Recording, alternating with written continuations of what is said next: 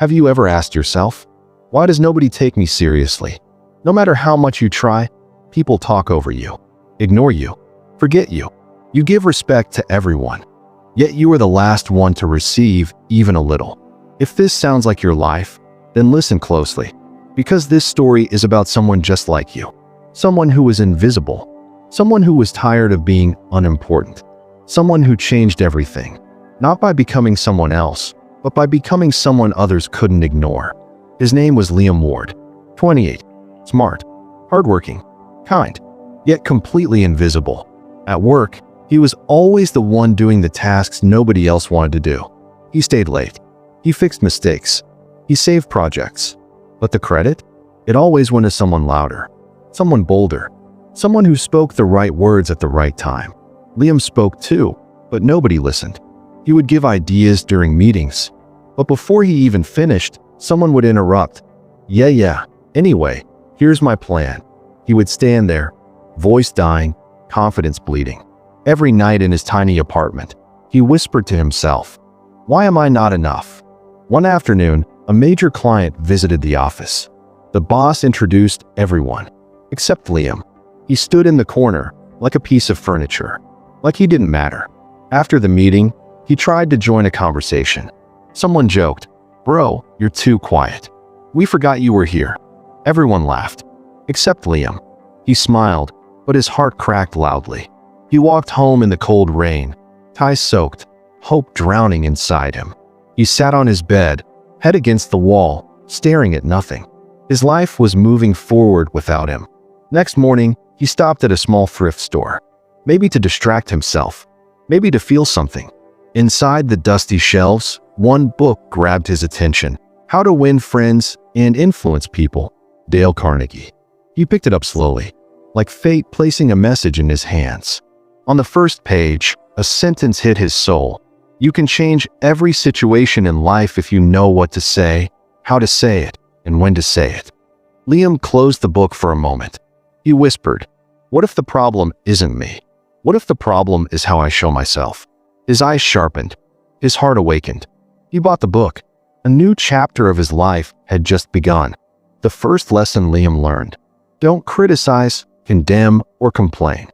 He realized, every day he complained inside his mind, "No one values me. No one listens.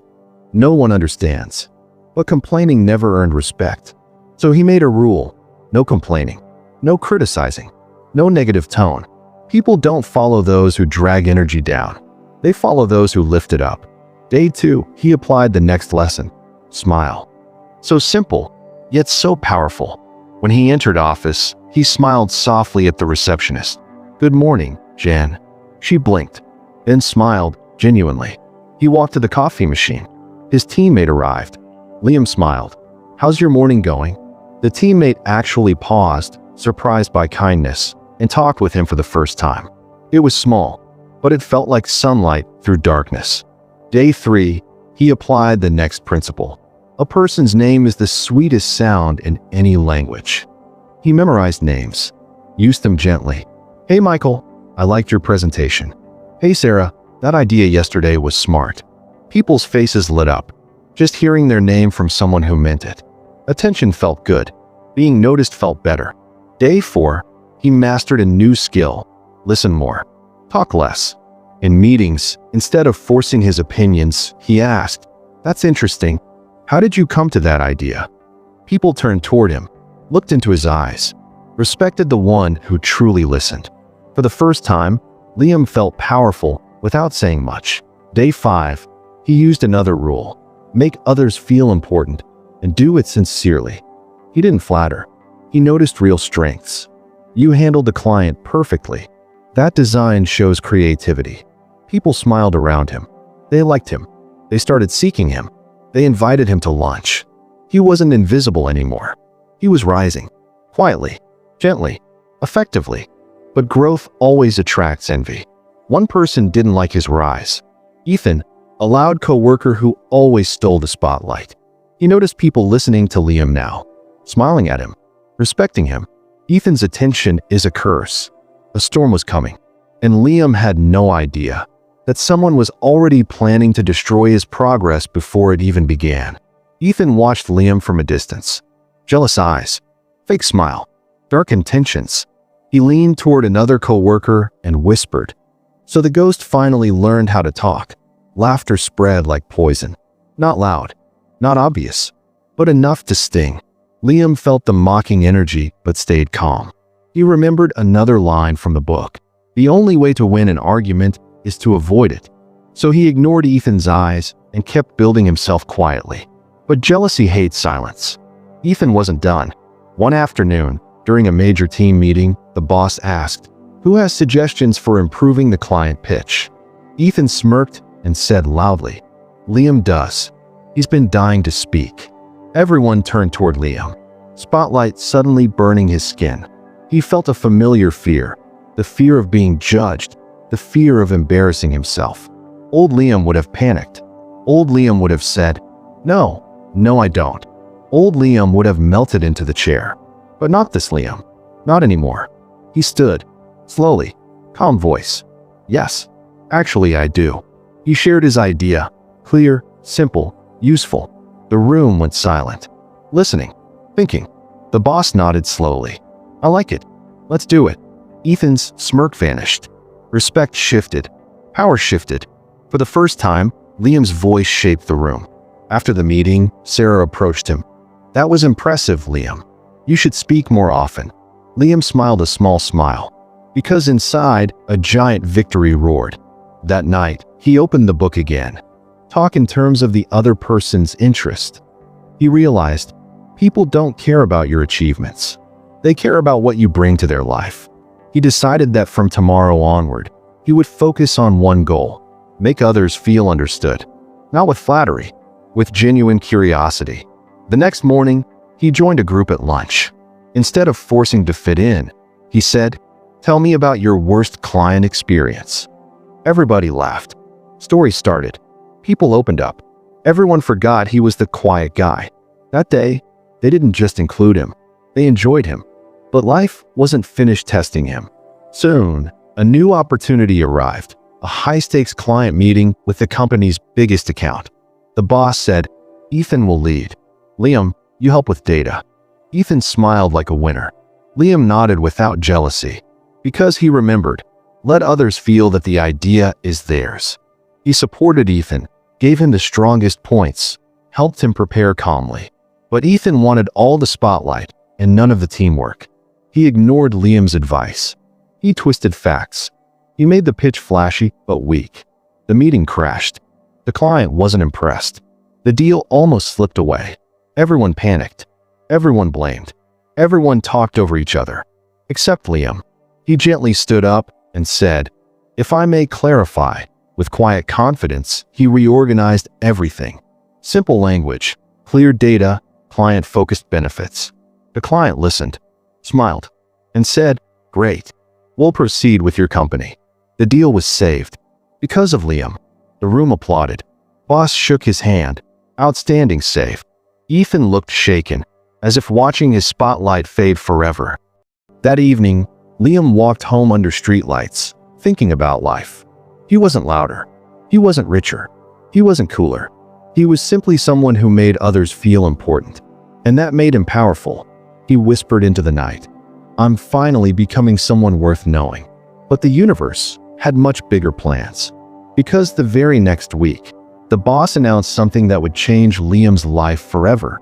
A leadership position, a new project team, and only one person would be chosen to lead. The loudest voice in the room believed the position already belonged to him. But influence doesn't belong to the loud. It belongs to the respected. And respect, Liam had earned quietly. The real battle was just about to begin. The next morning, the office buzzed with tension. Whispers, predictions, egos boiling beneath forced smiles. The boss walked in with a single sheet of paper. "One of you will lead the new Fortune Tech project," he said. "A chance to represent this company at the top level." Everyone looked at Ethan. He leaned back proudly, as if the decision was already printed with his name. But then the boss's eyes shifted and rested on Liam. People blinked, confused, surprised, silent. The boss announced, "Liam Ward, You're leading this project." A soft shock spread across the room. Then applause. Real applause. Directed at a man who once received nothing but silence. Ethan's smile collapsed into fear. Fear of someone he never thought was competition. Liam simply replied, "Thank you. I won't let you down." But leadership isn't a reward. It is a responsibility. And the responsibility arrived fast. Liam stood before his new team, faces staring.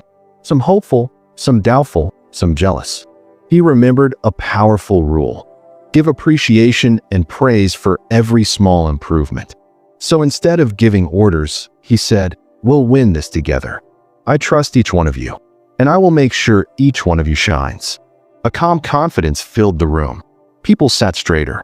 They listened attentively. They believed. Because influence is not taken. It is given by others willingly. Days became weeks. The team worked late nights. Pressure grew heavy. Deadlines roared like thunder. But Liam never demanded. He encouraged. He never pointed out mistakes. He helped fix them. He never said, "Do this." He asked, "What do you think is the best way?" People loved working with him. Tasks flew faster. Ideas flowed brighter. The company noticed. The clients noticed. Everyone noticed. Except one person who only noticed his own jealousy. Ethan. He couldn't stand the shift in power. The attention. The respect. So he said quietly to himself, "I'll make sure he falls." Dark intentions don't wait long to strike. One night before the final presentation, Ethan stole Liam's project file and deleted important data. He pretended nothing happened. Went home with a smile shaped like a lie. Next morning, chaos erupted. "Where's the file? What happened? We're doomed." Everyone panicked. All eyes turned to Liam. His leadership was under fire. His heartbeat raced. Fear whispered, "This is where you lose everything again." But then he remembered Dale Carnegie's wisdom. Instead of blaming, try understanding. Instead of pointing fingers, Liam said calmly, "We fix problems here. We don't fight each other." He divided the work quickly, motivated the scared, focused the confused. His words didn't shout. They guided. Within hours, the entire project was rebuilt from scratch. Better, clearer, stronger. Even Ethan sat frozen, watching a man rise above the sabotage meant to break him. In the final presentation, Liam didn't say, "I did this." He said, "We did this." He never chased credit. That's why he received all of it. The client stood up and shook his hand. "You're the kind of leader we love working with." The boss smiled with pride. "You've grown into someone this company needs at the highest level." Liam simply took a breath full of gratitude. Not for success, but for becoming someone he once believed he could never be. That evening, he walked out of the office. City lights trembled like tiny stars. His phone buzzed. A message from Sarah. "You changed the whole vibe of this place. Thank you for making us feel important." He looked up at the night sky and whispered, "I used to think nobody saw me. Now I realize people only see the ones who make them feel seen." He finally understood. To win hearts, you don't need perfection. You need connection. To influence people, you don't need louder words. You need deeper listening. To earn respect, you don't need a powerful position. You need a powerful presence. As the wind passed gently through the street, Liam smiled. The smile that started this journey. The smile that changed everything. He walked into a new life. Not alone, not afraid. Because a man who knows how to influence people never walks alone again. His story isn't a fantasy. It's a reminder. People don't follow the smartest. They follow the kindest.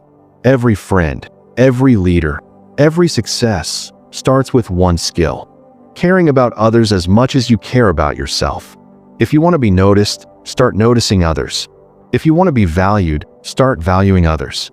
If you want respect, give respect first. Because the most powerful influence in the world is not control, but kindness. And the world is always looking for someone worth listening to. Maybe that someone is you.